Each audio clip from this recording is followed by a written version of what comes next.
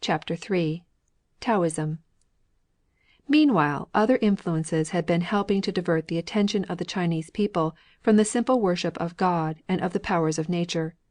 The philosophy associated with the name of Lao Tzu, who lived nobody knows when, probably about B.C. 600, which is popularly known as Taoism, from Tao, the omnipresent, omnipotent, and unthinkable principle on which it is based, operated with Confucianism, though in an opposite direction, in disliminating the old faith while putting nothing satisfactory in its place.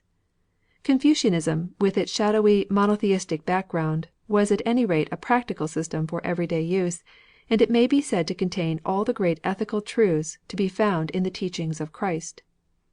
Lao Tzu harped upon a doctrine of inaction, by virtue of which all things were to be accomplished, a perpetual accommodation of self to one's surroundings with the minimum of effort, all progress being spontaneous and in the line of least resistance. Such a system was naturally far better fitted for the study, where the fact of it has always remained, than for use in ordinary life. In one of the few genuine utterances of Lao Tzu which have survived the wreck of time, we find an allusion to a spiritual world. Unfortunately, it is impossible to exactly say what the passage means. According to Han Fei, died B.C. 233, who wrote several chapters to elucidate the sayings of Lao Tzu, the following is the correct interpretation: Govern a great nation as you would cook a small fish, i.e., do not overdo it. If the empire is governed according to Tao, evil spirits will not be worshipped as good ones. If evil spirits are not worshipped as good ones will do no injury. Neither will the sages injure the people. Each will not injure the other, and if neither injures the other, then there will be mutual profit. The latter portion is explained by another commentator as follows: Spirits do not hurt the natural. If people are natural, spirits have no means of manifesting themselves, and if spirits do not manifest themselves, we are not conscious of their existence as such. Likewise, if we are not conscious of the existence of spirits as such, we must be equally unconscious of the existence of inspired teachers as such, and to be unconscious of the existence of spirits and of inspired teachers is the very essence of Tao. In the hands of Lao Tzu's more immediate followers, Tao became the absolute, the first cause, and finally one in whose obliterating unity all seemingly opposed conditions of time and space were indistinguishably blended. This one, the source of human life, was placed beyond the limits of our visible universe, and in order for human life to return thither at death and to enjoy immortality, it was only necessary to refine away corporeal grossness according to the doctrines of Lao Tzu.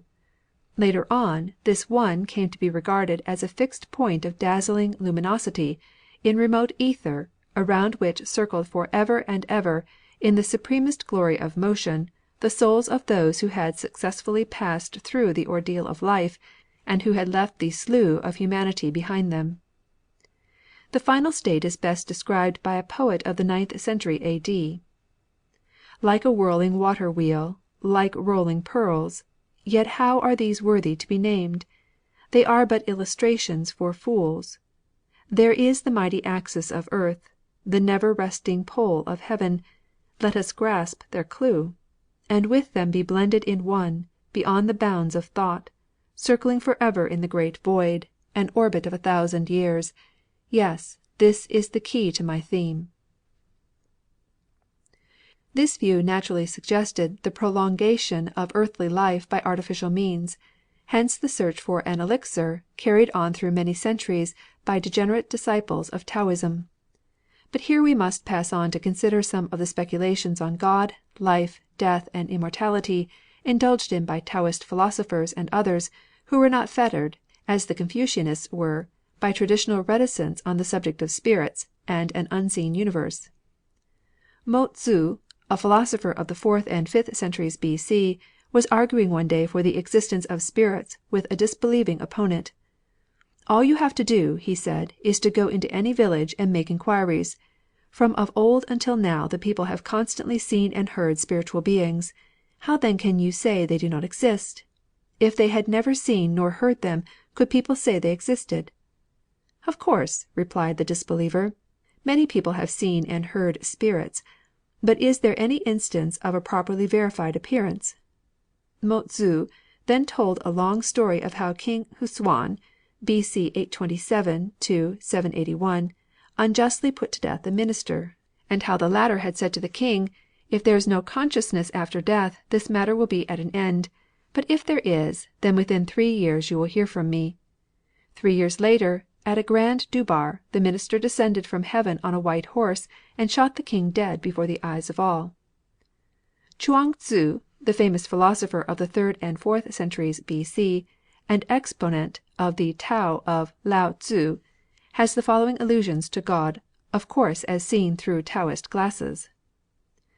God is a principle which exists by virtue of its own intrinsicality and operates spontaneously without self-manifestation.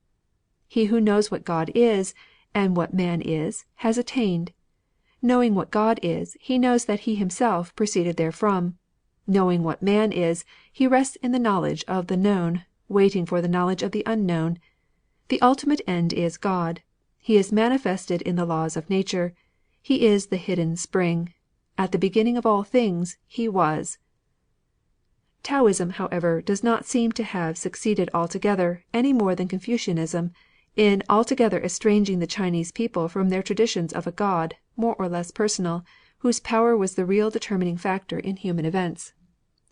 The great general Hsiang Yu, B.C. 233 202, said to his charioteer, at the battle which proved fatal to his fortunes, "I have fought no fewer than 70 fights, and have gained dominion over the empire.